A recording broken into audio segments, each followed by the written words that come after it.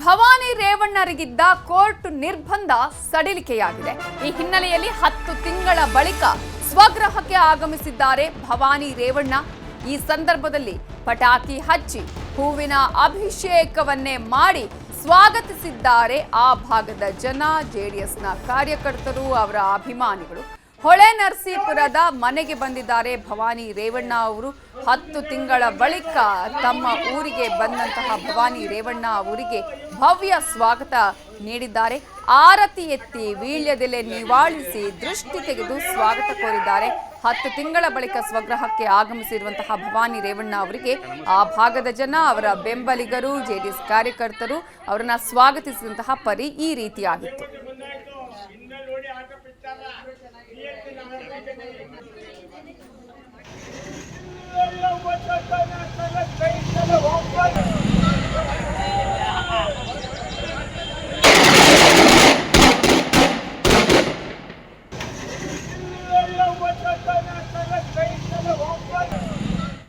ಇದರ ಬಗ್ಗೆ ಇನ್ನಷ್ಟು ಡೀಟೇಲ್ಸ್ ಕೊಡೋದಕ್ಕೆ ನಮ್ಮ ರಿಪೋರ್ಟರ್ ಕೃಷ್ಣಮೂರ್ತಿ ಈಗ ಫೋನ್ ಸಂಪರ್ಕದಲ್ಲಿ ಜಾಯ್ನ್ ಆಗಿದ್ದಾರೆ. ಕೃಷ್ಣಮೂರ್ತಿ, ಕೋರ್ಟ್ ನಿರ್ಬಂಧ ಸಡಿಲಿಕೆ ಆದ ಬಳಿಕ ಮೊದಲ ಬಾರಿಗೆ ಬರ್ತಾ ಇರುವಂತಹ ಭವಾನಿ ರೇವಣ್ಣರಿಗೆ ಅದ್ಧೂರಿ ಸ್ವಾಗತವನ್ನೇ ಕೊಟ್ಟಿದ್ದಾರೆ. ಅದರಲ್ಲೂ ಕೂಡ ಈ ಸಂದರ್ಭದಲ್ಲಿ ಭವಾನಿ ರೇವಣ್ಣವರ ರಿಯಾಕ್ಷನ್ ಯಾವ ರೀತಿಯಾಗಿತ್ತು, ಯಾವ ರೀತಿಯಾಗಿ ಕಾರ್ಯಕರ್ತರು ಸ್ವಾಗತವನ್ನ ಕೋರಿದ್ರು? ಕಳೆದ 10 ತಿಂಗಳಿಂದ ಹೊಳೆನರಸೀಪುರಕ್ಕೆ ತಮ್ಮ ಸ್ವಗೃಹಕ್ಕೆ ಬರೋಕಾಗದಿರ್ತಕ್ಕಂಥ ಭವಾನಿ ರೇವಣ್ಣವರಿಗೆ ಕೋರ್ಟ್ ತಮ್ಮ ನಿರ್ಬಂಧದಿಂದ ಸಡಿಲಿಕೆಯನ್ನು ಮಾಡದಂತ ಹಿನ್ನೆಲೆಯಲ್ಲಿ ಇವತ್ತು ಬೆಂಗಳೂರಿನ ತಮ್ಮ ನಿವಾಸದಿಂದ ಹೊಳೆನರಸೀಪುರಕ್ಕೆ ಆಗಮಿಸಿದ್ರು. ಈ ಹಿನ್ನೆಲೆಯಲ್ಲಿ ಅವರ ಪಕ್ಷದ ಕಾರ್ಯಕರ್ತರು ಮತ್ತು ಅವರ ಅಭಿಮಾನಿಗಳು ಮಾರ್ಗ ಮಧ್ಯೆ ಅವರ ಕಾರನ್ನ ತಡೆದು ಅವರಿಗೆ ಸ್ವಾಗತವನ್ನು ಕೂಡ ಕೋರಿದ್ರು. ಹಿರಿಸಾವೆಯ ಟೋಲ್ ಬಳಿ ಮೊದಲು ಅವರಿಗೆ ಹಾರವನ್ನ ಹಾಕಿ ಶಾಲನ್ನ ಹೊದಿಸಿ ಜಿಲ್ಲೆಗೆ ಸ್ವಾಗತವನ್ನ ಕೋರಲಾಗಿತ್ತು. ನಂತರದಲ್ಲಿ ಹೊಳೆನರಸೀಪುರ ತಮ್ಮ ನಿವಾಸದ ಬಳಿ ಬಂದಂತ ಭವಾನಿ ರೇವಣ್ಣವರ ಕಾರ್ ಮುಂದೆ ಪಟಾಕಿ ಹೊಡೆಯೋದಾಗಿರ್ಬೋದು ಮತ್ತು ಅವರ ಮುಂದೆ ಪುಷ್ಪವನ್ನ ದೃಷ್ಟಿ ಮಾಡೋದಾಗಿರ್ಬೋದು ಮತ್ತು ಅವರಿಗೆ ವೀಳ್ಯ ಎಲೆಗಳಿಂದ ನೀವಿಳಿಸಿ ಅವರಿಗೆ ದೃಷ್ಟಿ ತೆಗೆಯುವ ರೀತಿಯಲ್ಲಿ ಎಲ್ಲ ರೀತಿಯಂತ ಅಭಿಮಾನಿಗಳು ಮನೆ ಒಳಕ್ಕೆ ಬರುವ ಮಾಡಿದ್ರು. ಅದಾದ ನಂತರದಲ್ಲಿ ಭವಾನಿ ರೇವಣ್ಣವರು ಅಭಿಮಾನಿಗಳ ಜೊತೆ ಕೆಲ ಹೊತ್ತು ಕೂತು ಕುಶಲೋಪರಿಯನ್ನು ಕೂಡ ವಿಚಾರಿಸಿದ್ರು. ಮುಂದೆ ನಿಮ್ಮ ಜೊತೆಗೆ ಇರ್ತೇನೆ ಮತ್ತು ಈ ಹಿಂದೆ ಕೂಡ ಯಾವ ರೀತಿ ನಾನು ಭವಾನಿ ರೇವಣ್ಣಾಗಿ ನಿಮ್ ಜೊತೆ ನಿಲ್ತಿದ್ದೆ ಮತ್ತು ಆ ಕಾರ್ಯಕ್ರಮಗಳಲ್ಲಿ ಯಾವ ರೀತಿಯಾಗಿ ಅಟೆಂಡ್ ಆಗ್ತಿದ್ದೆ ಅದೇ ರೀತಿಯಲ್ಲಿ ಮುಂದೆ ಕೂಡ ನಾವು ಎಲ್ಲಾ ಕಾರ್ಯಕ್ರಮಗಳಿಗೆ ಅಟೆಂಡ್ ಆಗ್ತೀನಿ. ಕೆಲ ತಿಂಗಳ ಏನು ಗೊಂದಲ ಇತ್ತು ಆ ಎಲ್ಲ ಗೊಂದಲಗಳನ್ನು ಕೂಡ ಸರಿಪಡಿಸ್ಕೊಂಡು ಮುಂದಿನ ಎಲ್ಲಾ ಕಾರ್ಯಕ್ರಮಗಳನ್ನು ಕೂಡ ನಾವು ನಡೆಸ್ಕೊಂಡು ಹೋಗ್ತೇವೆ ಅಂತ ಅವ್ರ ಧೈರ್ಯವನ್ನು ಕೂಡ ಕಾರ್ಯಕರ್ತರಿಗೆ ಈಗ ತುಂಬಿರ್ತಕ್ಕಂಥದ್ದು. ನವಿತಾ, ಥ್ಯಾಂಕ್ ಯು ಕೃಷ್ಣಮೂರ್ತಿ ಡೀಟೇಲ್ಸ್ಗೆ. ಅಂತ ನಾನು ಹೇಳಲಿಕ್ಕೆ ಹೋಗಲ್ಲ. ಯಾಕೆ ಅಂತಂದರೆ ನನಗೆ ಇವತ್ತು ನಾನು ಇಲ್ಲಿ ಬರದೇ ಇರ್ಬೋದು, ಹಾಗಂತ ಅಂದ್ಬಿಟ್ಟು ಯಾರಿಗೇನು ನಾನು ಎಲ್ಲರನ್ನೂ ದೂರ ಮಾಡಿರಲಿಲ್ಲ. ಅವರೆಲ್ಲ ಬೆಂಗಳೂರಿಗೇ ಬಂದು ನನ್ನ ಭೇಟಿ ಮಾಡೋದು ಇದೆಲ್ಲ ಇತ್ತು. ಅದರಿಂದ ಇದನ್ನು ನಾನು ಡಿಸ್ಕನೆಕ್ಟ್ ಅನ್ನೋ ಇದನ್ನು ಇಲ್ಲಿ ತೊಗೊಳ್ಳೋದೇ ಇಲ್ಲ. ನನಗೆ ತುಂಬ ಖುಷಿಯಾಗಿದೆ. ಎಲ್ಲ ಹೊರಗಡೆ ನೀವು ಜನ ನೋಡಿದ್ರಿ, ವೆಹಿಕಲ್ಸ್ ಎಲ್ಲ ನೋಡಿದ್ರಿ. ನಾನು ಯಾಕೆ ಎಲ್ಲರಿಗೂ ಅಂದೆ, ಯಾಕೆ ನೀವೆಲ್ಲ ಈ ಥರ ನನಗೆ ಬರಲಿಕ್ಕೆ ಹೋದೆ, ನನ್ನ ಪಡೆ ನಾವು ಊರಿಗೆ ಬರ್ತಿದೆ, ನನಗೂ ಒಂಥರ ಮುಜುಗರ ಅಲ್ವಾ ಅಂತ ಅಂದ್ಬಿಟ್ಟು ಅಂದರೆ ಯಾರು ಮಾಡಲಿಲ್ಲ. ಇಲ್ಲ ಅವರು ಕಾರ್ಯಕರ್ತರು ಬೆಂಬಲಿಗರ ಸೆಲೆಬ್ರೇಷನ್ ಪ್ರೀತಿ ವಿಶ್ವಾಸ ಅವರ ಸಂತೋಷಕ್ಕೆ ನಾನು ಏನು ಹೇಳಬೇಕು, ಅವರ ಸಂತೋಷನ ಇದನ್ನು ನಾನು ಏನು ಯಾವಾಗಲೂ ವರ್ಣಿಸೋಕ್ಕಾಗಲ್ಲ. ಆದರೆ ಅವ್ರಿಗಿಂತ ಹೆಚ್ಚಾಗಿ ನನಗೂ ಕೂಡ ಸಂತೋಷವಾಗಿದೆ, ಖುಷಿ. ರಾಜ್ಯ ಕಾಂಗ್ರೆಸ್ನಲ್ಲಿ ಭಾರಿ ಬೆಳವಣಿಗೆ. ಕೆಲ ಸಚಿವರ ವಿರುದ್ಧ ಹೈಕಮಾಂಡ್ ಗರಂ ಆಗಿದ್ದು, ಖುದ್ದು ಸಿಎಂ ಸಿದ್ದರಾಮಯ್ಯ ಅವರ ಮುಂದೆನೇ ಹೈಕಮಾಂಡ್ ಅಸಮಾಧಾನವನ್ನ ವ್ಯಕ್ತಪಡಿಸಿದೆ.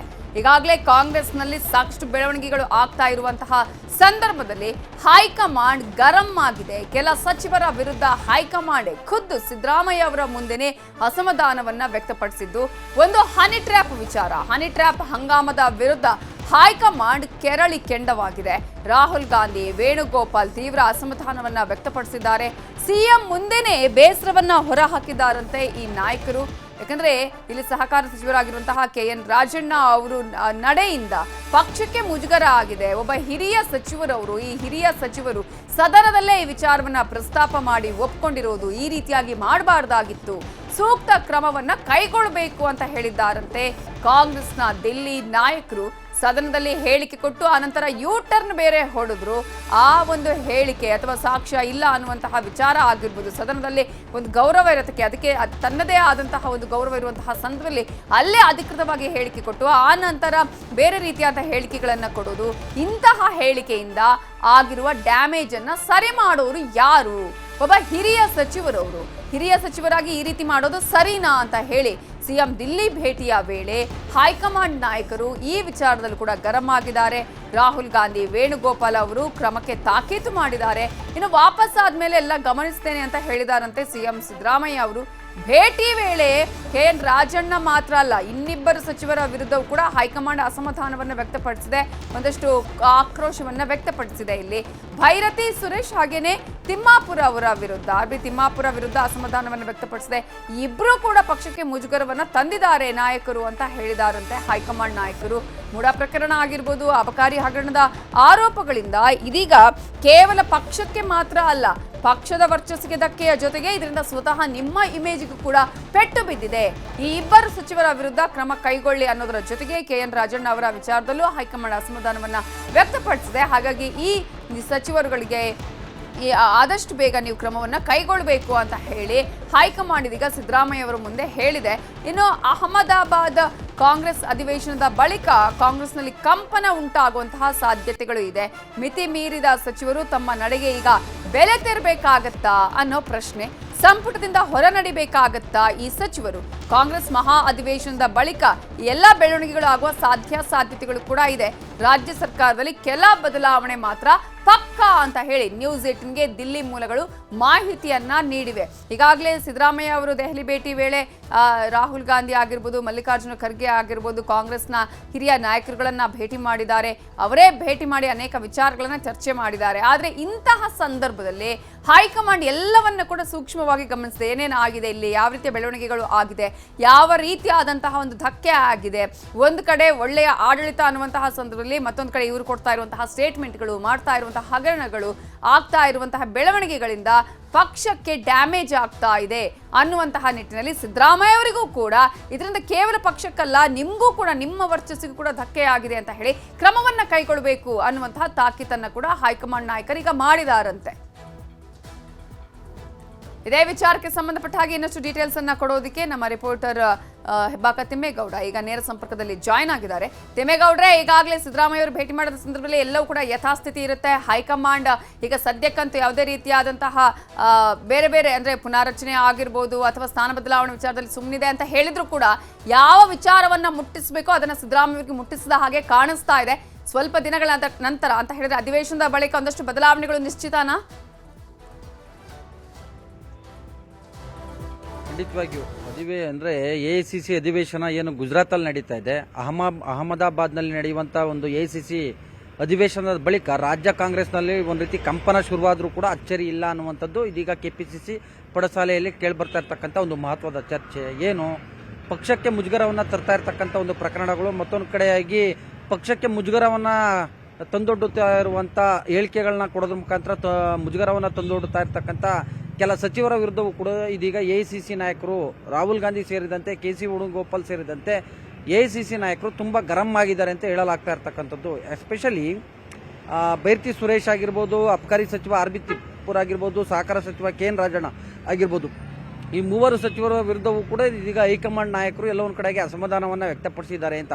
ಯಾಕಂತ ಹೇಳಿದ್ರೆ ಮೈಸೂರು ಮೂಡ ಪ್ರಕರಣದಲ್ಲಿ ಭೈರತಿ ಸುರೇಶ್ ಅವರು ಸರಿಯಾಗಿ ನಿರ್ವಹಿಸಲಿಲ್ಲ, ಒಂದು ಇದನ್ನ ಮೂಡ ಪ್ರಕರಣ ಸರಿಯಾಗಿ ಮ್ಯಾನೇಜ್ ಮಾಡಲಿಲ್ಲ ಅನ್ನುವಂಥದ್ದು ಒಂದು ಕಡೆ ಆದರೆ, ಮತ್ತೊಂದು ಕಡೆಯಾಗಿ ಇತ್ತ RB ತಿಮ್ಮಾಪುರ ಅವರು ಅಬಕಾರಿ ಇಲಾಖೆಯಲ್ಲಿ ಆಗ್ತಾ ಇರ್ತಕ್ಕಂಥ ಒಂದು ಹಗರಣಗಳಾಗಿರ್ಬೋದು, ಮತ್ತೊಂದು ಕಡೆ ಗೊಂದಲಗಳಾಗಿರ್ಬೋದು, ಇದ್ರ ಬಗ್ಗೆನೂ ಕೂಡ ಸಾಕಷ್ಟು ಅಸಮಾಧಾನವನ್ನು ವ್ಯಕ್ತಪಡಿಸಿದ್ದಾರೆ ಅಂತ. ಇನ್ನು ಮತ್ತೊಂದು ಕಡೆಯಾಗಿ ಯಾವುದೇ ಪಕ್ಷದ ಹೈಕಮಾಂಡ್ ಗಮನಕ್ಕೆ ತಾರದೆ ಅಧಿವೇಶನದಲ್ಲಿ ಅಂದರೆ ಸದನದ ಒಳಗಡೆ ಹನಿ ಟ್ರ್ಯಾಪ್ ಪ್ರಕರಣವನ್ನು ಪ್ರಸ್ತಾಪ ಮಾಡಿದಂಥ ಸಹಕಾರ ಸಚಿವ KN ರಾಜಣ್ಣನವರ ವಿರುದ್ಧವೂ ಕೂಡ ಎಲ್ಲೊಂದು ಕಡೆಗೆ ಅಸಮಾಧಾನಗೊಂಡಿದ್ದಾರೆ ಅಂತ ಹೇಳಲಾಗ್ತಾ ಇರ್ತಕ್ಕಂಥದ್ದು.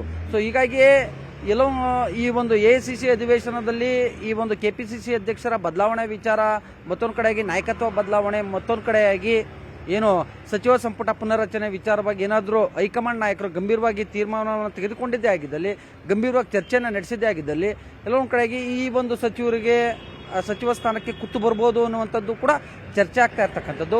ಬದಲಾಗಿ KPCC ಅಧ್ಯಕ್ಷರ ಬದಲಾವಣೆ ವಿಚಾರದಲ್ಲೂ ಕೂಡ ಹೈಕಮಾಂಡ್ ಒಂದು ದೃಢವಾದಂಥ ಒಂದು ನಿರ್ಧಾರವನ್ನು ಕೈಗೊಳ್ಬೋದು ಅನ್ನುವಂಥದ್ದು ಒಂದು ಕಡೆ. ಈಗ ಏನು ಈ ಒಂದು AICC ಅಧಿವೇಶನದಲ್ಲಿ ಆಗ್ತಾ ಇರ್ತಕ್ಕಂಥ ಇದೇ ತಿಂಗಳ ಅಂದರೆ ನಾಳೆ ನಾಡಿದ್ದು ನಡೆಯುವಂಥ ಈ ಒಂದು AICC ಅಧಿವೇಶನ ಏನಿದೆ, ಈ ಒಂದು ಅಧಿವೇಶನದಲ್ಲಿ ರಾಜ್ಯ ನಾಯಕರುಗಳು ಎಸ್ಪೆಷಲಿ ಮುಖ್ಯಮಂತ್ರಿ ಸಿದ್ದರಾಮಯ್ಯ, ಉಪಮುಖ್ಯಮಂತ್ರಿ DK ಶಿವಕುಮಾರ್, ಆಹಾರ ನಾಗರಿಕ ಸರಬರಾಜು ಇಲಾಖೆ ಸಚಿವ ಕಾಂಗ್ರೆಸ್ನ ಹಿರಿಯ ನಾಯಕ KH ಮುನಿಯಪ್ಪ, ಮತ್ತೊಂದು ಕಡೆಯಾಗಿ ಡಾಕ್ಟರ್ G ಪರಮೇಶ್ವರ್, KPCC ಕಾರ್ಯಾಧ್ಯಕ್ಷ GC ಚಂದ್ರಶೇಖರ್ ಸೇರಿದಂತೆ ಸುಮಾರು 15ಕ್ಕೂ ಹೆಚ್ಚು ಮಂದಿ ರಾಜ್ಯ ನಾಯಕರು ಅಲ್ಲಿ ಆ ಒಂದು ಅಹಮದಾಬಾದ್ನಲ್ಲಿ ನಡೆಯುವಂಥ AICC ಅಧಿವೇಶನದಲ್ಲಿ ಪಾಲ್ಗೊಳ್ತಾರೆ. ಈ ಸಂದರ್ಭದಲ್ಲಿ ರಾಹುಲ್ ಗಾಂಧಿಯವರು ಅಥವಾ KC ವೇಣುಗೋಪಾಲ್ ಮತ್ತು ಮಲ್ಲಿಕಾರ್ಜುನ್ ಖರ್ಗೆ ಸೇರಿದಂತೆ ಹಲವಾರು ನಾಯಕರು ಪ್ರತ್ಯೇಕವಾಗಿ ಏನಾದರೂ ರಾಜ್ಯ ನಾಯಕರ ಜೊತೆ ಸಭೆಯನ್ನು ನಡೆಸಿ ಈ ಒಂದು ವಿಚಾರವಾಗಿ ಮಹತ್ವದ ನಿರ್ಧಾರವನ್ನು ಕೈಗೊಂಡಿದ್ದೇ ಆಗಿದ್ದಲ್ಲಿ ಈ ಒಂದು ಮೂವರು ಸಚಿವರಿಗೂ ಕೂಡ ಎಲ್ಲೊಂದು ಕಡೆಗೆ ಕಂಟಕ ಎದುರಾಗ್ಬೋದು, ಮತ್ತೊಂದು ಕಡೆಯಾಗಿ KPCC ಅಧ್ಯಕ್ಷರು ಬದಲಾಗ್ಬೋದು, ಮತ್ತೊಂದು ಕಡೆಗೆ ಹನಿ ಟ್ರ್ಯಾಪ್ ಇಂದಿನ ರೂವಾರಿ ಅಂತ ಏನು ಸ್ವಪಕ್ಷೀಯರೇ ಇದ್ದಾರೆ ಎನ್ನುವಂಥ ಒಂದು ನಿಟ್ಟಿನಲ್ಲಿ ಚರ್ಚೆ ಆಗ್ತಿದೆ. ಆ ಒಂದು ಹನಿ ಟ್ರ್ಯಾಪ್ ರೂವಾರಿ ಏನಾದರೂ ಸ್ವಪಕ್ಷದಲ್ಲೇ ಇದ್ರೂ ಕೂಡ ಅವರ ಒಂದು ತಲೆದಂಡ ಆದರೂ ಕೂಡ ಅಚ್ಚರಿ ಇಲ್ಲ ಅನ್ನುವಂಥ ಒಂದು ಮಹತ್ವದ ಚರ್ಚೆ ಇದೀಗ ಕಾಂಗ್ರೆಸ್ ಪಾಳ್ಯದಲ್ಲಿ ಕೇಳಿ ಬರ್ತಾ ಇದೆ. ಇದೇ ಕಾರಣಕ್ಕೆ KN ರಾಜಣ್ಣ ಅವರು ಒಂದ್ಸಲ ಸದನದಲ್ಲಿ ಅಷ್ಟು ಸೀರಿಯಸ್ ಆಗಿ ಹೇಳಿ ಆ ನಂತರ ಉಲ್ಟಾ ಹೊಡೆದಿದ್ದು ಅನ್ಸುತ್ತೆ, ಯಾವತ್ತಾದ್ರೂ ಒಂದಿನ ನನಗೆ ಇದು ತಿರುಗೇಟ ಆಗುವಂತಹ ಚಾನ್ಸಸ್ ಇರುತ್ತೆ ಅಂತ ಹೇಳಿ ಅಷ್ಟು ಮಾತ್ರ ಇದೀಗ ಮತ್ತೆ ದೆಹಲಿಗೆ ಹೋಗ್ತಾರಲ್ಲ, ಆವಾಗ ಇದೊಂದು ತೇಪೆ ಹಚ್ಚುವಂತಹ ಕೆಲಸಕ್ಕೆ ಹೋಗ್ತಾ ಇರೋದಾ ಹೇಗೆ? ದೆಹಲಿಗೆ ಹೋಗ್ತಾ ಇರುವಂಥದ್ದು ಏನು ರಾಜಣ್ಣವರು ಲಿಖಿತವಾಗಿ ದೂರು ಕೊಡಬೇಕು ಅನ್ನುವಂಥ ಒಂದು ನಿಟ್ಟಿನಲ್ಲಿ. ಯಾಕಂತ ಹೇಳಿದ್ರೆ ನನ್ನನ್ನು ಒಂದು ರೀತಿ ಖಳನಾಯಕನಾಗಿ ಬಿಂಬಿಸ್ತಾ ಇದ್ದಾರೆ ಪಕ್ಷದಲ್ಲಿ ಎನ್ನುವಂಥ ನಿಟ್ಟಿನಲ್ಲಿ ಈಗ ರಾಜಣ್ಣನವರು ಅಸಮಾಧಾನಗೊಂಡಿದ್ದಾರೆ ಅಂತ. ಯಾಕಂತ ಹೇಳಿದ್ರೆ ನಾನು ಒಂದು ರೀತಿ ಸಂತ್ರಸ್ತ, ನನ್ನ ವಿರುದ್ಧ ಒಂದು ರಾಜಕೀಯ ದ್ವೇಷಕ್ಕೋಸ್ಕರವಾಗಿ ಸ್ವಪಕ್ಷೀಯರೇ ಒಂದು ಹನಿ ಟ್ರ್ಯಾಪ್ ಪ್ರಯತ್ನವನ್ನು ಮಾಡಿದರೆ, ನನ್ನ ಮಗನ ಒಂದು ಕೊಲೆಗೂ ಕೂಡ ಸುಪಾರಿಯನ್ನು ಕೊಟ್ಟಿದ್ದಾರೆ. ಆದರೂ ಇಂಥದ್ದೊಂದು ಗಂಭೀರವಾದಂಥ ಪ್ರಕರಣದಲ್ಲಿ ಒಂದು ರೀತಿ ನನ್ನ ನೆರವಿಗೆ ಬರಬೇಕು ಅನ್ನುವಂಥ ನಿಟ್ಟಲ್ಲಿ. ಯಾಕಂತ ಹೇಳಿದ್ರೆ ಪಕ್ಷದಲ್ಲಿ ಆಗ್ತಾ ಇರ್ತಕ್ಕಂಥ ಗೊಂದಲಗಳಿಗೂ ಕೂಡ ಆ ಹನಿ ಟ್ರ್ಯಾಪ್ ಇಂದಿನ ರೂವಾರಿಯೇ ಕಾರಣ ಅನ್ನುವಂಥದ್ದು. ಸೊ ಹೀಗಾಗಿಯೇ ಮುಖ್ಯಮಂತ್ರಿ ಸಿದ್ದರಾಮಯ್ಯನವ್ರ ಮೂಲಕವಾಗಿ ರಾಹುಲ್ ಗಾಂಧಿಯವರಿಗೆ ಅಂಥದ್ದೊಂದು ಸಂದೇಶವನ್ನು ರವಾನೆ ಮಾಡಿದ್ದಾರೆ. ಹೀಗಾಗಿ ತಾವು ಕೂಡ ಒಂದು ಲಿಖಿತವಾಗಿ ಅಧಿಕೃತವಾಗಿ ಒಂದು ದೂರನ್ನು ಕೊಡೋಣ ಅನ್ನುವಂಥ ಒಂದು ನಿಟ್ಟಿನಲ್ಲಿ ರಾಜಣ್ಣನವರು ಚಿಂತನೆಯನ್ನು ನಡೆಸಿದ್ದಾರೆ. ಅದರಂತೆ ಇದೇ ತಿಂಗಳ ಏಪ್ರಿಲ್ 11ನೇ ತಾರೀಕು ನವದೆಹಲಿ ಪ್ರವಾಸವನ್ನು ಕೈಗೊಂಡಿರ್ತಕ್ಕಂಥ ಸಹಕಾರ ಸಚಿವ KN ರಾಜಣ್ಣನವರು ಸುದೀರ್ಘವಾಗಿ ಅಂದರೆ KC ವೇಣುಗೋಪಾಲ್ ಅಥವಾ ರಾಹುಲ್ ಗಾಂಧಿಯವ್ರನ್ನ ಭೇಟಿ ಮಾಡೋದ್ರ ಮುಖಾಂತರ ಒಂದು ಅಧಿಕೃತ ದೂರನ್ನು ಕೊಡೋದ್ರ ಮುಖಾಂತರ ತಮ್ಮ ಹನಿ ಟ್ರ್ಯಾಪ್ ಪ್ರಯತ್ನದ ಹಿಂದಿನ ರೂವಾರಿ ಯಾರು, ಮತ್ತೊಂದು ಕಡೆಗೆ ಈ ಪಕ್ಷದಲ್ಲಿ ಆಗ್ತಾ ಇರ್ತಕ್ಕಂಥ ಗೊಂದಲಗಳಿಗೆ ಆ ಮಹಾನಾಯಕನೇ ಕಾರಣ ಅನ್ನುವಂಥ ಒಂದು ನಿಟ್ಟಲ್ಲಿ ಅವ್ರ ವಿರುದ್ಧ ಒಂದು ದೂರನ್ನು ಕೊಡೋದಕ್ಕೆ ಪ್ಲಾನ್ ಅನ್ನು ಮಾಡ್ಕೊಂಡಿದ್ದಾರೆ ಅಂತ ಹೇಳಲಾಗ್ತಾ ಇರ್ತಕ್ಕಂಥದ್ದು. ಹಾಗಾದ್ರೆ ಆ ಸ್ವಪಕ್ಷೀಯ ನಾಯಕ ಯಾರು, ಹನಿ ಟ್ರ್ಯಾಪ್ ಇಂದಿನ ರೂವಾರಿ ಯಾರು ಅನ್ನುವಂಥದ್ದು ಸದ್ಯದ ಕುತೂಹಲ. ಮತ್ತೊಂದು ಕಡೆಗೆ ರಾಜಣ್ಣನವರು ಯಾರ ಹೆಸರನ್ನ ಉಲ್ಲೇಖ ಮಾಡ್ತಾರೆ, ಮತ್ತೊಂದು ಕಡೆಗೆ ಯಾರ ಬಗ್ಗೆ ದೂರನ್ನು ಕೊಡ್ತಾರೆ ಅನ್ನುವಂಥದ್ದೇ ಒಂದು ರೀತಿ ತೀವ್ರ ಕುತೂಹಲ ಮೂಡಿಸಿರ್ತಕ್ಕಂಥದ್ದು. Navitha Jain. Okay, thank you Deepak ಡೀಟೇಲ್ಸ್ಗೆ. ನಟ ರಿಷಬ್ ಶೆಟ್ಟಿಗೆ ಪಂಜುರ್ಲಿ ದೈವ ಅಭಯವನ್ನ ಕೊಟ್ಟಿದೆ. ರಿಷಬ್ ಶೆಟ್ಟಿಗೆ ಪಂಜುರ್ಲಿ ದೈವ ಹೇಳಿದ್ದೇನು? ಕಾಂತಾರ ಪ್ರೀಕ್ವೆಲ್ಗೆ ವಿಘ್ನ ಎದುರಾಗಿದ್ಯಾ? ಈಗಾಗಲೇ ರಿಷಬ್ ಶೆಟ್ಟಿ ಹಾಗೇನೆ ತಂಡ ಅವರು ಈಗಾಗಲೇ ಕಾಂತಾರ ಪ್ರೀಕ್ವೆಲ್ನ ವಿಚಾರದಲ್ಲಿ ಯಾವ ಸಂದರ್ಭದಲ್ಲಿ ನಾವು ಸಿನಿಮಾವನ್ನ ರಿಲೀಸ್ ಮಾಡಬೇಕು ಅಂತ ಅಂದ್ಕೊಂಡಿದ್ವು ಆ ಸಂದರ್ಭದಲ್ಲಿ ರಿಲೀಸ್ ಮಾಡ್ತೀವಿ ಅನ್ನೋ ಸ್ಪಷ್ಟನೆಯನ್ನ ಕೊಟ್ಟಿದ್ದಾರೆ. ಆದ್ರೆ ಇದೀಗ ಕಾಂತಾರ ಪ್ರೀಕ್ವೆಲ್ಗೆ ವಿಘ್ನ ಎದುರಾಗಿದೆಯಾ ಅನ್ನೋ ಪ್ರಶ್ನೆಯೂ ಇದೆ. ಕಾರಣ ನಟ ರಿಷಬ್ ಶೆಟ್ಟಿಗೆ ಪಂಜುರ್ಲಿ ದೈವ ಎಚ್ಚರಿಕೆಯನ್ನ ಕೊಟ್ಟಿದೆ. ದೈವದ ಉತ್ಸವದಲ್ಲಿ ಭಾಗಿಯಾಗಿದ್ರು ರಿಷಬ್ ಶೆಟ್ಟಿ ದಂಪತಿ. ಮಂಗಳೂರಿನ ಕದ್ರಿ ಬಾರೆಬೈಲ್ನ ದೈವದ ವಾರ್ಷಿಕ ಉತ್ಸವ ನಡೀತಾ ಇತ್ತು. ಆ ವಾರ್ಷಿಕ ಉತ್ಸವದ ಸಂದರ್ಭದಲ್ಲಿ ಈಗಾಗಲೇ ರಿಷಬ್ ಶೆಟ್ಟಿ ಅಭಯವನ್ನ ಕೇಳಿದ್ದಾರೆ, ಆಶೀರ್ವಾದ ಮಾಡು ಅಂತ ಕೇಳ್ಕೊಂಡಿದ್ದಾರೆ. ಆಗ ಪಂಜುರ್ಲಿ ದೈವ ಜಗತ್ತಿನೆಲ್ಲೆಡೆ ನಿನಗೆ ದುಶ್ಮನಿಗಳಿದ್ದಾರೆ ಅನ್ನುವ ಎಚ್ಚರಿಕೆಯನ್ನ ಕೊಟ್ಟಿದೆ. ನಿನ್ನ ಕಾರ್ಯ ಫಲ ಕೊಡದಂತೆ ಹಾಳು ಮಾಡುವ ಸಂಚು ನಡೆದಿದೆ ಅನ್ನುವಂತಹ ವಿಚಾರವನ್ನ ಹೇಳಿ ಎಚ್ಚರಿಕೆ ಕೊಟ್ಟಿದೆ. ನಿನ್ನ ಸಂಸಾರವನ್ನ ಹಾಳು ಮಾಡಲು ಯತ್ನಿಸ್ತಿದ್ದಾರೆ ಅಂತ ದೈವ ಹೇಳಿದ್ದು, ನಿನ್ನನ್ನ ದೈವ ಕೈ ಬಿಡಲ್ಲ ಅನ್ನುವಂತಹ ಒಂದು ಅಭಯವನ್ನ ಪಂಜುರ್ಲಿ ಕೊಟ್ಟಿದೆ. ನನಗೆ ಸೇವೆ ನೀಡುವ ಹರಕೆ ಹೇಳಿಕೋ, 5 ತಿಂಗಳ ಗಡುವಿನಲ್ಲಿ ಒಳ್ಳೇದು ಮಾಡ್ತೇನೆ ಅಂತ ಹೇಳಿ ಪಂಜುರ್ಲಿ ದೈವ ಅಭಯವನ್ನ ನೀಡಿದೆ ರಿಷಬ್ ಶೆಟ್ಟಿ ದಂಪತಿಗೆ. ಮಂಗಳೂರಲ್ಲಿ ಕೈ ಮುಗಿದು ಬೇಡ್ಕೊಂಡಿದ್ದಾರೆ ರಿಷಬ್ ದಂಪತಿಗೆ. ವಾರಾಹಿ ಪಂಜುರ್ಲ ದೈವ ಆ ಸಂದರ್ಭದಲ್ಲಿ ಅಭಯವನ್ನ ಕೊಟ್ಟಿದೆ. ವಾರಾಹಿ ದೈವದ ಅಭಯವನ್ನ ಅವರು ಕೇಳಿದಂತಹ ಸಂದರ್ಭದಲ್ಲಿ ಏನು ಎಚ್ಚರಿಕೆ ಕೊಡಬೇಕೋ ಅದನ್ನ ದೈವ ಎಚ್ಚರಿಕೆಯನ್ನ ಕೊಟ್ಟಿದೆ. ಜೊತೆಗೆ ನಿನ್ನ ಕೆಲಸ ಹಾಳಾಗೋದಕ್ಕೆ ಬಿಡೋದಿಲ್ಲ ಅಂತ ಹೇಳಿದೆ. 5 ತಿಂಗಳಲ್ಲಿ ನಿನಗೆ ಏನು ಆಗಬೇಕು ಒಳ್ಳೆಯದು ಅದನ್ನ ಮಾಡಿಸ್ತೇನೆ ಅನ್ನುವಂತಹ ಅಭಯವನ್ನು ನೀಡಿದೆ.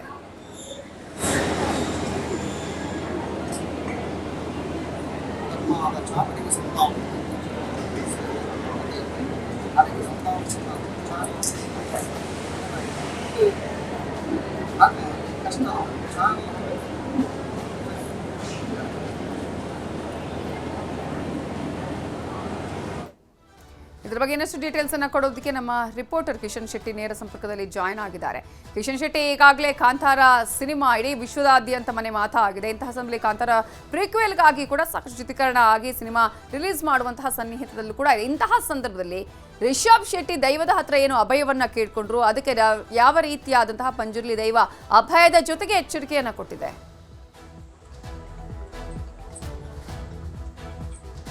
ನವಿತಾ, ನಿನ್ನೆ ಬಾರೆಬೈಲ್ನಲ್ಲಿ ಆದಂತಹ ವಾರಾಹಿ ಪಂಜುರ್ಲಿ ನೇಮೋತ್ಸವದಲ್ಲಿ ರಿಷಬ್ ಶೆಟ್ಟಿ ಭಾಗವಹಿಸಿದ್ರು. ಅಲ್ಲಿನ ಸಮಿತಿಯವರು ಕಟೀಲಲ್ಲಿ ರಿಷಬ್ ಶೆಟ್ಟಿ ಸಿಕ್ಕಿದ ಸಂದರ್ಭದಲ್ಲಿ ಒಂದು ಆಹ್ವಾನವನ್ನ ಕೊಟ್ಟರು. ಹಾಗಾಗಿ ಪಂಜುರ್ಲಿ ದೈವದ ನೇಮೋತ್ಸವನ್ನೇ ನೋಟ್ ಮಾಡಿಕೊಂಡು ನಿನ್ನೆ ರಿಷಬ್ ಶೆಟ್ಟಿ ಇಡೀ ಕುಟುಂಬ ಬಂದಿತ್ತು. ಬರೋಕೆ ಒಂದು ಪ್ರಮುಖ ಕಾರಣ ಇತ್ತು, ರಿಷಬ್ ಶೆಟ್ಟಿ ಅವರ ಮಗನ ಹುಟ್ಟುಹಬ್ಬ ನಿನ್ನೆ ರಾತ್ರಿ ಇರುವಂಥದ್ದು. ಹಾಗಾಗಿ ರಾತ್ರಿ ಸುಮಾರು 3 ರಿಂದ 4 ಗಂಟೆ ತನಕ ರಿಷಬ್ ಶೆಟ್ಟಿ ಇಡೀ ಕುಟುಂಬ ದೈವದ ನೇಮೋತ್ಸವದಲ್ಲಿ ಭಾಗವಹಿಸಿದೆ. ಆ ಮಗನ ಹುಟ್ಟುಹಬ್ಬ ಯಾವುದಾದ್ರೂ ಒಂದು ಪುಣ್ಯ ಕ್ಷೇತ್ರದಲ್ಲಿ ಪುಣ್ಯ ಗಳಿಗೆಯಲ್ಲಿ ಆಗಬೇಕು ಅನ್ನೋದು ರಿಷಬ್ ಶೆಟ್ಟಿ ಅವರ ಆಸೆ ಆಗಿತ್ತು. ಹಾಗಾಗಿ ಅವರು ಬಂದಿದ್ರು ಅನ್ನೋದು ಈಗಾಗಲೇ ಕ್ಷೇತ್ರದ ಗೌರವ ಅಧ್ಯಕ್ಷರು ರವಿ ಪ್ರಸನ್ನ ಅವರು ಕೊಟ್ಟಿರುವಂತಹ ಮಾಹಿತಿ. ದೈವ ನುಡಿಯ ಸಂದರ್ಭದಲ್ಲಿ ರಿಷಬ್ ಶೆಟ್ಟಿ ಹತ್ರ ಬಂದು ಪ್ರಶ್ನೆಯನ್ನ ಅಂದ್ರೆ ದೈವ ಅಭಯವನ್ನ ಕೊಟ್ಟಿರುವಂಥದ್ದು. ನಿನಗೆ ಸಾಕಷ್ಟು ಮಂದಿ ದುಷ್ಮಾನ್ಗಳಿದ್ದಾರೆ, ಆದ್ರೂ ನೀನು ಚಿಂತೆ ಮಾಡಬೇಡ, ನಿನ್ನ ಹಿಂದೆ ನಾನಿದ್ದೇನೆ. 5 ತಿಂಗಳೊಳಗಾಗಿ ಹರಕೆ ರೂಪದಲ್ಲಿ ತನಗೇನಾದ್ರೂ ಒಪ್ಪಿಸು ಅನ್ನೋದನ್ನ ದೈವ ಹೇಳಿರುವಂಥದ್ದು. ದೈವ ಕೊಟ್ಟಿರುವಂತಹ ನುಡಿಯನ್ನ ಒಪ್ಪಿ ರಿಷಬ್ ಶೆಟ್ಟಿ ಅವರು ಸಂತೋಷದಿಂದ ಹೇಳಿದ್ದಾರೆ. ಯಾವುದೇ ರೀತಿಯಾಗಿ ಅವರಿಗೆ ಯಾವುದೇ ವಿಘ್ನಗಳು ಬರದಂತೆ ನಾನು ಕಾಪಾಡ್ತೇನೆ ಎಂಬ ಅಭಯದ ನುಡಿಯನ್ನ ದೈವ ಕೊಟ್ಟಿದೆ ಅಂತ ಹೇಳಿ ಕ್ಷೇತ್ರದ ಅವರು ಹೇಳಿರುವಂಥದ್ದು. ಹಾಗಾಗಿ ನಿನ್ನ ಸಂಸಾರ ಅಂದ್ರೆ ದೈವದ ಪ್ರಕಾರವಾಗಿ ವೈಯಕ್ತಿಕ ಸಂಸಾರ ಅಲ್ಲ, ಕೌಟುಂಬಿಕ ಸಂಸಾರ ಅಲ್ಲ, ಚಿತ್ರೋದ್ಯಮದ ಸಂಸಾರ ಕೂಡ ಆಗಿರ್ಬೋದು. ಹಾಗಾಗಿ ಸಂಸಾರದಲ್ಲಿ ಒಡಕು ಬರದಂತೆ ಕಾಪಾಡ್ತೇನೆಂಬ ಅಭಯದ ನುಡಿಯನ್ನ ದೈವ ಕೊಟ್ಟಿದೆ. ಹಾಗಾಗಿ ರಿಷಬ್ ಶೆಟ್ಟಿ ಅವರ ಇಡೀ ಕುಟುಂಬ ಮುಂಜಾನೆ 3-4 ಗಂಟೆ ತನಕ ದೈವದ ನೇಮೋತ್ಸವದಲ್ಲಿ ಭಾಗಿಯಾಗಿ ವಾಪಸ್ ಆಗಿರುವಂಥದ್ದು. ಮುಂದಿನ ಕ್ಷೇತ್ರದ ಜೀರ್ಣೋದ್ಧಾರ ಸಂದರ್ಭದಲ್ಲಿ ಕೂಡ ದೈವ ಕೊಟ್ಟಿರುವಂತಹ ವಾಕ್ಯದ ಪ್ರಕಾರವಾಗಿ ಜೀರ್ಣೋದ್ಧಾರ ಸಮಿತಿಯ ಜೊತೆಗೆ ನಾನು ಇಡ್ತೇನೆಂಬ ಭರವಸೆಯನ್ನು ಕೂಡ ರಿಷಬ್ ಶೆಟ್ಟಿ ಅವರು ಕೊಟ್ಟು ತೆರಳಿರುವಂಥದ್ದು. ನವಿತಾ, ಕಿಶನ್, ಈಗ ಈ ಹಿಂದೆ ಕೂಡ ಅನೇಕ ಕಡೆಗಳಂದ್ರೆ ಅವರು ದೈವದ ಅಥವಾ ಭೂತದ ಚಿತ್ರ ಮಾಡುವಂತಹ ಸಂದರ್ಭದಲ್ಲಿ ಸಾಕಷ್ಟು ಕಡೆಗಳಲ್ಲಿ ಅಭಯವನ್ನ ಕೇಳಿದ್ರು ಅಥವಾ ಒಂದು ಪರ್ಮಿಷನ್ ಅನ್ನ ಕೇಳಿದ್ರು. ಪ್ರೀಕ್ವೆಲ್ ಮಾಡುವಂತಹ ಸಂದರ್ಭದಲ್ಲಿ ಕೂಡ ಪರ್ಮಿಷನ್ ಅನ್ನ ಕೇಳಿದ್ರು. ಇಂತಹ ಸಂದರ್ಭದಲ್ಲಿ ಒಂದಷ್ಟು ದುಶ್ಮನ್ಗಳ ವಿಚಾರ ಅಥವಾ ಅಡೆತಡೆಗಳು ಆಗುವಂತಹ ವಿಚಾರಗಳು ಕೂಡ ಕಾಣಿಸ್ತಾ. ಹಾಗಾದ್ರೆ ಅಡೆತಡೆಗಳೇನಾದ್ರೂ ಆಗಿತ್ತಂತ ಇದ್ರ ಬಗ್ಗೆ ಅನಂತರ ಏನಾದ್ರೂ ಮಾತಾಡಿದ್ರ ರಿಷಬ್? ನವಿತಾ, ದೈವ ಕೊಟ್ಟ ವಾಕ್ಯದ ಪ್ರಕಾರವಾಗಿ ಸಾಕಷ್ಟು ಚರ್ಚೆಗಳು ಆಗ್ತಾ ಇದೆ, ಸಾಕಷ್ಟು ವ್ಯಾಖ್ಯಾನಗಳು ಕೂಡ ಆಗ್ತಾ ಇದೆ. ಯಾಕೆಂದ್ರೆ ಕಾಂತಾರ ಸೀಕ್ವೆಲ್ 1 ಆದಂತ ಸಂದರ್ಭದಲ್ಲಿ ಹಲವು ಅಡೆತಡೆಗಳನ್ನ ನಾವು ಗಮನಿಸಿದ್ದೀವಿ. ಒಂದು ಕಲಾವಿದರ ನಡುವೆ ಒಡಕಾಗುವಂಥದ್ದು, ಮತ್ತೆ ತಾಂತ್ರಿಕ ವರ್ಗದ ಅವರ ವಾಹನಗಳು ಆಕ್ಸಿಡೆಂಟ್ ಆಗೋದು, ಅಥವಾ ಕಾಡಲ್ಲಿ ಶೂಟಿಂಗ್ ಆದಂಥ ಸಂದರ್ಭದಲ್ಲಿ ಅಲ್ಲಿ ಅರಣ್ಯ ಇಲಾಖೆ ಮಧ್ಯಪ್ರವೇಶ ಮಾಡುವಂಥದ್ದು ಮುಂತಾದ ಅಡೆತಡೆಗಳು ಈ ಹಿಂದೆ ಕೂಡ ನಾವು ಗಮನಿಸ್ತಾ ಬಂದಿದ್ದೀವಿ. ಕಾಂತಾರ ಚಿತ್ರ ಸಕ್ಸಸ್ ಆದ ನಂತರವಾಗಿ ಇಡೀ ಚಿತ್ರತಂಡ ಮಂಗಳೂರಿನ ಪಚ್ಚನಾಡಿಯಲ್ಲಿ ಅಣ್ಣಪ್ಪ ಪಂಜುರ್ಲಿ ದೈವಕ್ಕೆ ನೇಮೋತ್ಸವ ಕೊಟ್ಟಿದ್ದನ್ನು ನಾವು ಗಮನಿಸಿದ್ದೀವಿ. ಅದರಲ್ಲಿ ನಟಿ ಸಪ್ತಮಿ ಗೌಡ ಸೇರಿದಂತೆ ಎಲ್ಲ ಕಲಾವಿದರು, ತಾಂತ್ರಿಕ ವರ್ಗ, ಪ್ರೊಡ್ಯೂಸರ್ ಟೀಮ್, ಡೈರೆಕ್ಟರ್ ಟೀಮ್ ಎಲ್ಲವೂ ಕೂಡ ಬಂದು ಅಲ್ಲಿ ಅಣ್ಣಪ್ಪ ಸ್ವಾಮಿ ದೈವಕ್ಕೆ ನೇಮೋತ್ಸವವನ್ನು ಕೊಟ್ಟಿತ್ತು. ಹಾಗಾಗಿ ಈಗ ಚಿತ್ರ ಅಕ್ಟೋಬರ್ 2ನೇ ತಾರೀಕು ಇದು ರಿಲೀಸ್ ಆಗುತ್ತೆ ಅನ್ನೋದನ್ನ ಈಗಾಗಲೇ ರಿಷಬ್ ಶೆಟ್ಟಿ ಹೇಳಿರುವಂಥದ್ದು ಮತ್ತು ಹೊಂಬಾಳೆ ಕೂಡ ಹೇಳಿರುವಂಥದ್ದು. ಹಾಗಾಗಿ ಚಿತ್ರ ಬಿಡುಗಡೆಗೂ ಮುನ್ನ ಕೆಲವು ವಿಘ್ನಗಳು ಬರ್ತವೆ, ಹಾಗಾಗಿ ಕೆಲವು ಬರೋಕೆ ಸಾಧ್ಯತೆಗಳು ಕೂಡ ಇದೆ. ಎಲ್ಲ ವಿಘ್ನಗಳನ್ನ ದೂರ ಮಾಡ್ತೀನಿ ಎಂಬ ಭಾಷೆಯಲ್ಲಿ ದೈವ ವಾಕ್ಯವನ್ನ ಕೊಟ್ಟಿರುವಂಥದ್ದು. Navitha, okay, thank you Kishan Shetty ಡೀಟೇಲ್ಸ್ಗೆ. ಸೊ ಈಗಾಗಲೇ ಪಂಜುರ್ಲಿ ದೈವ ನಟ ರಿಷಬ್ ಶೆಟ್ಟಿಗೆ ಅಭಯವನ್ನ ಕೊಟ್ಟಿದೆ. ಇದರ ಬಗ್ಗೆ ದೇವಸ್ಥಾನದ ಸಮಿತಿಯ ಗೌರವಾಧ್ಯಕ್ಷರಾಗಿರುವ ರವಿ ಪ್ರಸನ್ನ ಅವರ ಜೊತೆಗೆ ನ್ಯೂಸ್ 18 ಜೊತೆ ಮಾತನಾಡಿದ್ದಾರೆ. ಏನು ಹೇಳಿದ್ದಾರೆ ನೋಡಿ. ನಟ ರಿಷಬ್ ಶೆಟ್ಟಿ ಕಳೆದ ರಾತ್ರಿ ಮಂಗಳೂರಿನ ದೈವಸ್ಥಾನದ ನೇಮೋತ್ಸವದಲ್ಲಿ ಭಾಗವಹಿಸಿದ್ರು. ಈ ವೇಳೆ ದೈವ ಮತ್ತು ರಿಷಬ್ ಶೆಟ್ಟಿ ನಡುವಿನ ನಡೆದಂಥ ಸಂಭಾಷಣೆ ಸಾಕಷ್ಟು ಕುತೂಹಲ ಮತ್ತು ಚರ್ಚೆಗಳಿಗೆ ಎಡೆ ಮಾಡಿಕೊಡ್ತಾ ಇದೆ. ಹಾಗಾಗಿ ಎಲ್ಲ ವಿಚಾರಗಳ ಬಗ್ಗೆ ಮಾತಾಡೋಕ್ಕೆ ನಮ್ಮ ಜೊತೆ ಇದ್ದಾರೆ ದೈವಸ್ಥಾನದ ಗೌರವ ಅಧ್ಯಕ್ಷರಾದಂಥ ರವಿ ಪ್ರಸನ್ನ ಅವರು. ಸರ್, ಸಾಕಷ್ಟು ವಿಡಿಯೋಗಳಲ್ಲಿ ಗಮನಿಸ್ತಾ ಇದ್ದೀವಿ, ಈಗ ದೈವದ ಎದುರು ರಿಷಬ್ ಶೆಟ್ಟಿ ಅವರು ಪ್ರಾರ್ಥನೆ ಮಾಡೋದು, ದೈವ ಕೈಸಾನೆ ಮೂಲಕ ಏನೋ ಹೇಳೋದು, ಅದೆಲ್ಲ ಒಟ್ಟು ತಾತ್ಪರ್ಯ ಏನಿದೆ ಅಂತ? ಅವರು ಮಕ್ಕಳು, 2 ಮಕ್ಕಳು, ಅವರ ಮಿಸ್ಸಸ್ ಅವರು ಒಟ್ಟಿಗೆ ಬಂದು ಸಂತೋಷದಲ್ಲಿದ್ದುಕೊಂಡು ಪುನಃ ಅವರ ಮಿಸ್ಸಸ್ ನಮ್ಮ ಹತ್ರ ಪ್ರಾರ್ಥನೆ ಆಗುವಾಗ ಕೂಡ ಮಾತನಾಡಿದರು. ಇಲ್ಲಿಯ ಕ್ಷೇತ್ರ ಏನು ಅಂತೆಲ್ಲ ಕೇಳಿದರು. ಅವರಿಬ್ಬರಿಗೆ ಶಾಲನ್ನು ಹೊದಿಸಿ ಗೌರವವನ್ನು ಸೂಚಿಸಿದೆವು. ಊಟ ಮಾಡಿದರು ಒಟ್ಟಿಗೆ. ಊಟ ಮಾಡಿದ ನಂತರ ಅದೇ ಹುಟ್ಟಿದಬ್ಬ ಉಂಟು, ಅದು ಒಂದು ಕಾಲ ಕಳೆದ ಮೇಲೆ ನಾವು ಹೊರಡ್ತೇವೆ ಅಂತ ಹೇಳಿದರು. ಆದ್ದರಿಂದ ಒಂದು ಎಚ್ಚರಿಕೆಯನ್ನು ನೀಡಿದ್ದಾರೆ. ಎಚ್ಚರಿಕೆ ಅಂತ ಹೇಳಿದರೆ ಪ್ರತಿಯೊಂದು ಮನುಷ್ಯನಿಗೂ ಒಂದು ದುಶ್ಮನ್ ಅಂತ ಇರ್ತಾರೆ. ಈಗ ನನಗೂ ವೈಯಕ್ತಿಕವಾಗಿಯೂ ಇರ್ಬೋದು, ಅಥವಾ ಸ್ವಲ್ಪ ಏಳಿಗೆ ಬಂದ ಕೂಡಲೇ ಯಾರಾದರೂ ಒಬ್ಬರು ಇರ್ತಾರೆ. ಆದ್ದರಿಂದ ಕೈ ಭಾಷೆಯಲ್ಲಿ ಮತ್ತು ಬಾಯಿಯ ನುಡಿಗಳಲ್ಲಿ ಒಂದು ಜಾಗ್ರತೆ ಇರಿ ಅಂತ ಸೂಚನೆಯನ್ನು ನೀಡಿದ್ದನ್ನು ಮತ್ತೆ ನಾನು ಹೇಳ್ತೇನೆ. ಯಾಕೆಂದರೆ ನಾನು ಅಲ್ಲಿ ನಿಂತುಕೊಂಡು ಅವರಿಗೆ ಅರ್ಥ ಮಾಡಿಸ್ತಾ ಇದ್ದೆ. ತುಳುವಿನಲ್ಲಿ ಹೇಳಿದ್ದನ್ನು ಕನ್ನಡದಲ್ಲಿ ಅವರಿಗೆ ಅರ್ಥ ಮಾಡಿಸ್ತಾ ಇದ್ದೆ. ಮತ್ತು ನುಡಿಕಟ್ಟುಗಳಲ್ಲಿ ತುಂಬ ವಿಚಾರಗಳು ಬರ್ತದೆ, ಅದನ್ನು ನಾವು ನುಡಿಕಟ್ಟಾಗಿ ತಗೊಳ್ತೇವೆ. ಅದನ್ನು ನುಡಿಕಟ್ಟಾಗಿ ಈಗ ಆಲದ ಮರಕ್ಕೆ ಸುತ್ತು ಬರಬೇಕು ಅಂತ ಹೇಳುವುದಕ್ಕೆ ಅಶ್ವತ್ಥ ಮರಗು ಸುತ್ತು ಬರಡು ಹೊರತು ಕಾಯರ್ದ ಮರ ಕತ್ತು ಅಂತ. ಅದರ ಪದ ಅಂತ ಹೇಳಿದರೆ ಒಳ್ಳೆಯ ಕೆಲಸವನ್ನು ಮಾಡಬೇಕು, ಒಳ್ಳೆಯ ವಿಚಾರದ ಸುತ್ತ ನಾವು ತಿರುಗಬೇಕು, ಕೆಟ್ಟ ವಿಚಾರದ ಸುತ್ತಲ್ಲ. ಅದರ ಪದವನ್ನು ಛೇದನೆ ಮಾಡಿ ಅದು ಹೇಗೆ ಅಂತ ಅರ್ಥ ಕೇಳಿದರೆ ಅದನ್ನು ಅರ್ಥ ಹೇಳಲಿಕ್ಕೆ ಆಗೋದಿಲ್ಲ. ದೈವದ ನುಡಿಗಳು. ಆದ್ದರಿಂದ ಸಂಸಾರವನ್ನು ಕಾಯ್ತೇನೆ, ನಿಮ್ಮ ಎಲ್ಲ ಇದನ್ನು ಏಳಿಗೆಯನ್ನು ಮಾಡಿಕೊಡ್ತೇನೆ ಎಂಬಂಥ ಅಭಯವನ್ನು ಈ ಕ್ಷೇತ್ರದ ಈ ಮಣ್ಣು, ನಾವು ಮಣ್ಣಿಗೆ ಬೆಲೆಯನ್ನು ಕೊಡೋದು. ಯಾಕಂದರೆ ಆ ದಿವಸ ತೆಂಗಿನಕಾಯಿಯನ್ನು ಮಂಜುನಾಥ ದೇವಸ್ಥಾನದಿಂದ ದೇವರು ಇಲ್ಲಿಗೆ ಪಾರಿಸಿದಾಗ ಜಾರನ್ನಾಯನಿಗೆ ಕ್ಷೇತ್ರವನ್ನು ಕೊಟ್ಟಿದ್ದಾರೆ. ಆ ಮಣ್ಣು ಮುಖ್ಯ ನಮಗೆ. ಆದ್ದರಿಂದ ಯಾವುದೇ ರೀತಿಯ ಅಪಪ್ರಚಾರ ನಮಗೆ ಯಾವುದೂ ಕಾಣಲಿಲ್ಲ. ಮಾತ್ರವಲ್ಲದೆ ಅವರು ಚಂದದಲ್ಲಿ ಸಂಸಾರ ಮಾಡ್ತಾ ಇದ್ದಾರೆ, ಒಳ್ಳೆಯದರಲ್ಲಿ ಇದ್ದಾರೆ ಎಂಬುದನ್ನು ಈ ಮೂಲಕ ನಾವು ಸ್ಪಷ್ಟೀಕರಣವನ್ನು ನೀಡ್ತಾ ಇದ್ದೇವೆ. ಹರಕೆ ಒಪ್ಪಿಸೋಕೆ ಏನಾದರೂ 5 ತಿಂಗಳು ಕಾಲಾವಕಾಶ, ಅದು ಏನು ಸನ್ನಿವೇಶ? 5 ತಿಂಗಳಲ್ಲಿ ಸಮಯಾವಕಾಶ ಕೊಡಲಿಲ್ಲ. ಅವರು ಮನಸ್ಸಿನಲ್ಲಿ ಅವರ ಒಂದು ಎಲ್ಲಿಯೋ ಕ್ಷೇತ್ರ, ಅದು ಎಲ್ಲಿ ಅಂತ ಹೇಳಲಿಲ್ಲ. ನಾವು ದೈವದ ಹತ್ರ ಕೂಡಲೇ ಕೇಳಿತು ಅದು ಇಲ್ಲಿಯಾ ಅಂತ ಕೇಳಿತು. ಇಲ್ಲಿ ಅಲ್ಲ, ಅವರು ಮನಸ್ಸಿನಲ್ಲಿ ಒಂದು ಎಣಿಸಿಕೊಂಡಾಗಿದೆ ಪಂಜುರ್ಲಿಗೆ ಒಂದು ಸೇವೆಯನ್ನು ಕೊಡ್ತೇನೆ ಅಂತ. ಅದು ಎಂಥ ಸೇವೆ ಅಂತ ಗೊತ್ತಿಲ್ಲ, ಏನಾದರೂ ಆಭರಣವೋ, ಹೂವೋ, ನೇಮವೋ ಅಥವಾ ಹಾಲು ಕುಡಿದು ಎಂತ ಅಂತ ಗೊತ್ತಿಲ್ಲ. ಆ ಕ್ಷೇತ್ರಕ್ಕೆ ಅವರು ಕೂಡಲೇ ಅದನ್ನು ಸಲ್ಲಿಸಿ ಅಂತ ಹೇಳಿದ. ಆ 5 ತಿಂಗಳ ಗ್ಯಾಪ್ ಅದಕ್ಕೆ ಕೊಟ್ಟದ್ದಲ್ಲ. 5 ತಿಂಗಳು ಈ ಎಲ್ಲ ಕಿರಿಕಿರಿಗಳು ಏನಾದರೂ ಇದ್ದಲ್ಲಿ ಒಂದು ವೇಳೆ ಅದನ್ನೆಲ್ಲ ದೂರ ಮಾಡ್ತೇನೆ, ತಟ್ಟು ಪಾರಾವೆ ಅಂತ ಗರುಡನ ಬಾಯಿಗೆ ಕೊಟ್ಟು ನಾನು ಅದನ್ನೆಲ್ಲ ದೂರ ಮಾಡುತ್ತೇನೆ ಎಂಬ ಮಾತನ್ನು ಕೊಟ್ಟದ್ದು. ಈಗ ನೀವು ಹತ್ತಿರದಲ್ಲಿ ಇದ್ದ ಕಾರಣ ಕೇಳ್ತಾ ಇದ್ದೇನೆ, ರಿಷಬ್ ಶೆಟ್ಟಿ ದೈವದ ಎದುರು ಏನಾದರೂ ನಿವೇದಿಸ್ಕೊಂಡಿರೋ ಅಥವಾ ಏನು ಪ್ರಾರ್ಥನೆ ಆ ಥರ ಮಾಡಿ? ಇಲ್ಲ, ನಾನು ದೈವ ರಿಷಬ್ ಶೆಟ್ಟರಿಗೆ ಕೇಳಿತು ಏನಾದರೂ ಹೇಳಲಿಕ್ಕುಂಟ, ಇಲ್ಲ ಹೇಳಿದರು. ಆಗ ದೈವ ಹೇಳಿತು ಭಾಷೆಯನ್ನು ಅವರಿಗೆ ಅರ್ಥ ಆಗದಿದ್ದರೆ ಅದನ್ನು ಹೇಳಿ ಅಂತ. ಆಗ ನಾನು ಕನ್ನಡದಲ್ಲಿ ಅವರ ಹತ್ರ ಹೇಳಿದೆ, ನಿಮಗೇನಾದರೂ ಮನಸ್ಸಿನಲ್ಲಿ ಇಚ್ಛೆ ಇದ್ದರೆ ಅದನ್ನು ಹೇಳಬೇಕು ಅಂತ. ಇಲ್ಲ, ಒಳ್ಳೆಯದಾಗಬೇಕು ಅಂತ ಹೇಳಿದರು ಅಷ್ಟೇ, ಮತ್ತೆ ಏನೂ ಹೇಳಿಲ್ಲ. ಮತ್ತು ದೈವ ಹೇಳಿದಂಥ ನುಡಿಗಳಿಗೆ ಅದು ಮತ್ತೆ ಮಾತನಾಡಿಕೊಂಡು ಹೋದದ್ದು ಹೊರತು ಅವರಾಗಿ ಯಾವುದನ್ನು ಸೂಚಿಸಲಿಲ್ಲ. ಒಳ್ಳೆಯದಾಗಬೇಕು ಅಂತ ಹೇಳಿದರು. ಇಲ್ಲಿ ದೇವಸ್ಥಾನದ ಎದುರು ಪ್ರಸಾದ ಕೊಡುವಾಗಲೂ ಒಳ್ಳೆಯದಾಗಬೇಕು ಅಂತ ಹೇಳಿದರು ಅಷ್ಟೇ. ಇದು ಸಮಿತಿಯ ಗೌರವ ಅಧ್ಯಕ್ಷರಾದಂಥ ರವಿ ಪ್ರಸನ್ನ ಅವರ ಮಾತು. ಕ್ಯಾಮರಾಮ್ಯಾನ್ ನಿಖಿಲ್ ಸುವರ್ಣ ಜೊತೆ ಕಿಶನ್ ಶೆಟ್ಟಿ, ನ್ಯೂಸ್ 18 ಮಂಗಳೂರು. ರಾಜ್ಯ ಸರ್ಕಾರದ ಟಾರ್ಗೆಟ್ ಆದ್ರ ಕೇಂದ್ರ ಸಚಿವ ಎಚ್.ಡಿ. ಕುಮಾರಸ್ವಾಮಿ ಯುದ್ಧ ಘೋಷಿಸಿ ಸವಾಲ್ ಹಾಕಿದ 2 ದಿನಕ್ಕೆ ಎಚ್ಡಿಕೆಗೆ ಶಾಕ್ ಅನ್ನ ಕೊಟ್ಟಿದೆ ಸರ್ಕಾರ. ಪೊಲೀಸ್ ಇಲಾಖೆಯ ಮೂಲಕ ಕೇಂದ್ರ ಸಚಿವ ಎಚ್.ಡಿ. ಕುಮಾರಸ್ವಾಮಿಗೆ ಚಾಟಿಯನ್ನ ಬೀಸಿದೆ. ಈಗ ರಾಜ್ಯ ಸರ್ಕಾರದ ಟಾರ್ಗೆಟ್ ಆದ್ರ ಕೇಂದ್ರ ಸಚಿವ ಎಚ್.ಡಿ. ಕುಮಾರಸ್ವಾಮಿ ಅಂತ ಹೇಳಿ. ಕಾರಣ, ಮೊನ್ನೆಯಷ್ಟು ದಾಖಲೆಗಳನ್ನು ನಾನು ಬಿಡುಗಡೆ ಮಾಡ್ತೀನಿ, ಎಲ್ಲೆಲ್ಲಿ ಏನೇನಾಗಿದೆ, ಯಾರ್ಯಾರ ಆಸ್ತಿ ಎಷ್ಟಿದೆ ಏನು ಅನ್ನೋದ್ರ ಬಗ್ಗೆ ಸಾಕಷ್ಟು ಮಾಹಿತಿಯನ್ನು ಕೊಡ್ತಾ ದಾಖಲೆಗಳನ್ನು ಕೊಟ್ಟಿದ್ರು. ಈ ಒಂದು ಸವಾಲ್ ಹಾಕಿದ 2 ದಿನಕ್ಕೆ ಎಚ್ಡಿಕೆಗೆ ರಾಜ್ಯ ಸರ್ಕಾರ ಪೊಲೀಸ್ ಇಲಾಖೆ ಮೂಲಕ ಚಾಟಿಯನ್ನ ಬೀಸಿದೆ. ಬಿಡದಿಯ ತೋಟದಲ್ಲಿ ಸರ್ಕಾರಿ ಗೋಮಾಳ ಒತ್ತುವರಿ ಪ್ರಕರಣಕ್ಕೆ ಸಂಬಂಧಪಟ್ಟ ಹಾಗೆ ರಾಮನಗರ ಎಸ್ಪಿ ಕಚೇರಿಯಲ್ಲಿ ರೈತರ ವಿಚಾರಣೆಯನ್ನ ಮಾಡಲಾಗಿದೆ. ಎಚ್ಡಿಕೆಗೆ ಜಮೀನು ಕೊಟ್ಟ ರೈತರನ್ನ ಕರೆಸಿ ವಿಚಾರಣೆಯನ್ನ ಮಾಡಲಾಗಿದ್ದು ಅವರಿಂದ ವಿವರಣೆಯನ್ನ ಪಡ್ಕೊಳ್ಳಲಾಗಿದೆ. ಬೆಳಗ್ಗೆಯಿಂದಲೂ ರೈತರ ಜಮೀನಿನ ದಾಖಲೆ ಪರಿಶೀಲನೆಯನ್ನ ಮಾಡ್ತಾ ಇದ್ದಾರೆ. ಎಸ್ಪಿ ಕಚೇರಿಯಲ್ಲಿ ರೈತರ ಜಮೀನಿನ ದಾಖಲೆ ಪರಿಶೀಲನೆ ನಡೆಸಲಾಗ್ತಾ ಇದ್ದು ಸರ್ಕಾರದ ಆದೇಶದ ಮೇರೆಗೆ ಎಸ್ಪಿ ಶ್ರೀನಿವಾಸ್ ಗೌಡ ಪರಿಶೀಲನೆಯನ್ನ ಮಾಡ್ತಾ ಇದ್ದಾರೆ. ರೈತರನ್ನ ಕರೆಸಿದ್ದಾರೆ. ಈ ವಿಚಾರಕ್ಕೆ ಸಂಬಂಧಪಟ್ಟ ಹಾಗೆ ಜಮೀನು ಕೊಟ್ಟವರ ಹತ್ರ ವಿವರಣೆಯನ್ನ ಪಡ್ಕೊಳ್ತಾ ಇದ್ದಾರೆ. ಏನಾಗಿದೆ ಅನ್ನೋದ್ರ ಬಗ್ಗೆ ಈಗ ಮಾಹಿತಿಯನ್ನ ಕಲೆ ಹಾಕ್ತಾ ಇದ್ದಾರೆ. ನಾನು ವಿಚಾರಣೆಗೆ ಬಂದು ನನ್ನನ್ನು ವಿಚಾರಣೆ ಮಾಡಲಾಗಿ ಕೆಲವಾರು ಪ್ರಶ್ನೆಗಳನ್ನು ಅವರು ಕೇಳಿದ್ರು. ನನಗೆ ಗೊತ್ತಿರತಕ್ಕಂಥ ಪ್ರಶ್ನೆಗಳಿಗೆ ನಾನು ಉತ್ತರಿಸಿದ್ದೀನಿ. ಆ್ಯಕ್ಚುಲಿ ಈ ಜಮೀನು ನಮ್ಮ ತಂದೆಗೆ ಗ್ರ್ಯಾಂಟ್ ಆಗಿತ್ತು, ಅವರಿಗೆ ಖಾತೆನೂ ಆಗಿತ್ತು, ಮ್ಯೂಟೇಷನ್ ಇತ್ತು, ಮತ್ತಿತರ ಕಂದಾಯ ದಾಖಲೆಗಳೆಲ್ಲ ನಮ್ಮ ತಂದೆ ಹೆಸರಿನಲ್ಲೇ ಇತ್ತು. ಆಸ್ತಿ ಸರ್ಕಾರದಿಂದ ಗ್ರ್ಯಾಂಟ್ ಆಗಿದೆ, ಅದೆಲ್ಲ ಕಾನೂನುಬದ್ಧವಾಗಿ ಗ್ರ್ಯಾಂಟ್ ಆಗಿದೆ. ಕಾನೂನುಬದ್ಧವಾಗಿ ಅವರೆಲ್ಲ ಮಾರಾಟ ಮಾಡಿದ್ದಾರೆ. ಕುಮಾರಸ್ವಾಮಿ ಅವ್ರಿಗೆ ಡೈರೆಕ್ಟ್ ಆಗಿ ಯಾವುದೇ ದಾಖಲೆಗಳಿಲ್ಲ. ಅರ್ಥ ಆಯ್ತಾ? ಕುಮಾರಸ್ವಾಮಿ ಅವರು ಬೇರೆಯವರಿಂದ ಕೊಂಡ್ಕೊಂಡಿದ್ದಾರೆ ಹೊರತು ಕುಮಾರಸ್ವಾಮಿಗೆ ಯಾವುದೇ ತರದ ನೇರವಾಗಿ ಮಾರಾಟ ಮಾಡಿಲ್ಲ ನಮ್ಮೂರಿನವರು. ಅರ್ಥ ಆಯ್ತಾ? ಈಗ ನಾನು ಹೇಳಿದಾಗೆ ನಾನು ನಮ್ಮ ತಂದೆ ಮಾರಾಟ ಮಾಡಿರ್ತಕ್ಕಂಥದ್ದು ದೇವರಾಜು ಸಿ ಅನ್ನೋರಿಗೆ ಮಾರಾಟ ಮಾಡಿದ್ದಾರೆ. ಇತರೆ ಇದರ ಬಗ್ಗೆ ಇನ್ನಷ್ಟು ಡೀಟೇಲ್ಸ್ ಕೊಡೋದಕ್ಕೆ ನಮ್ಮ ರಿಪೋರ್ಟರ್ ವೆಂಕಟೇಶ್ ಫೋನ್ ಸಂಪರ್ಕದಲ್ಲಿ ಜಾಯ್ನ್ ಆಗಿದ್ದಾರೆ. ವೆಂಕಟೇಶ್, ಈಗಾಗಲೇ ಮೊನ್ನೆ ಒಂದಷ್ಟು ಆಸ್ತಿಗಳ ವಿಚಾರ, ದಾಖಲೆ ಪತ್ರಗಳ ವಿಚಾರ, ಒಂದಷ್ಟು ಕೆಂಡ ಕೂಡ ಕಾರಿದ್ರು, ಸವಾಲು ಹಾಕಿದ್ರು ಕುಮಾರಸ್ವಾಮಿ. ಆ ಒಂದು ಸವಾಲು ಹಾಕಿದ 2 ದಿನಕ್ಕೆ ಈಗ ಟಾರ್ಗೆಟ್ ಆದ್ರ ಕುಮಾರಸ್ವಾಮಿ ಅಂತೇಳಿ ಏನೇನಾಯ್ತು ಇವತ್ತು? ನಿಜಕ್ಕೂ ನಮಿತಾ, ಏನು ಕೇಂದ್ರ ಸಚಿವ ಎಚ್.ಡಿ. ಕುಮಾರಸ್ವಾಮಿ ಅವರ ಬಿಡದಿಯ ತೋಟದ ಜಾಗದಲ್ಲಿ ಗೋಮಾಳ ಒತ್ತುವರಿಯಾಗಿದೆ ಎನ್ನುವಂತ ವಿಚಾರವಾಗಿ ಏನು ಈಗಾಗಲೇ ಹೈಕೋರ್ಟ್ ಮತ್ತೆ ಸುಪ್ರೀಂ ಕೋರ್ಟ್ ವರೆಗೂ ಕೂಡ ಒಂದು ಪ್ರಕರಣ ಹೋಗಿದೆ.